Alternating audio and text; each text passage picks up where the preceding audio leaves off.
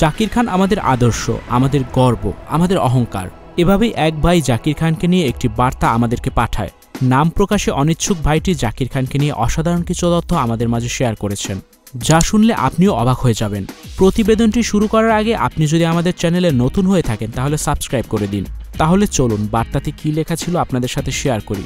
তিনি লিখেন, সন্ত্রাসী জাকির 2003 সালের 18 ফেব্রুয়ারি নারায়ণগঞ্জের ফতুল্লাতে সন্ত্রাস ও চাঁদাবাজির বিরুদ্ধে প্রকাশ্যে কথা বলায় সাব্বির আলম নামে একজন ব্যবসায়ীকে গুলি করে মেরে ফেলেন।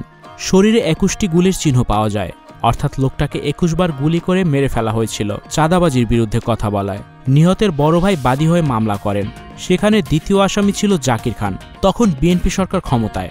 34 মাস তদন্ত শেষে 8 জনের বিরুদ্ধে চার্জশিট দেয় সিআইডি। চার্জশিটে প্রধান আসামি হয় জাকির খান। ইন্টারপোলের রেড অ্যালার্ট জারি করে তার বিরুদ্ধে।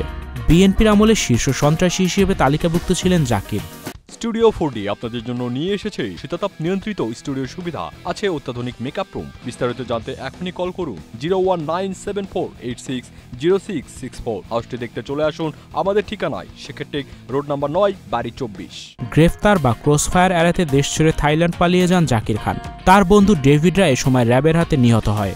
এছাড়াও আরও 3টি হত্যা মামলা এবং মোট 4টি হত্যা মামলার আসামি জাকির খান।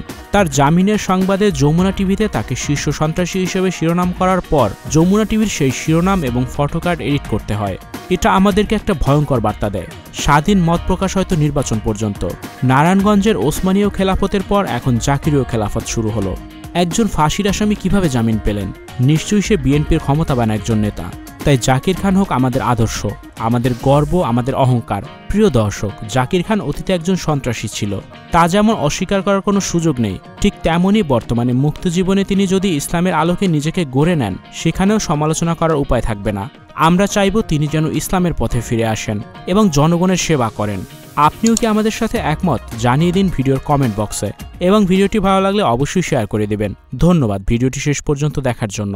Icon focus 24 TV, powered by 4D Fourth Dimension। আমাদের চ্যানেলটি সাবস্ক্রাইব করে আমাদের সাথে থাকুন।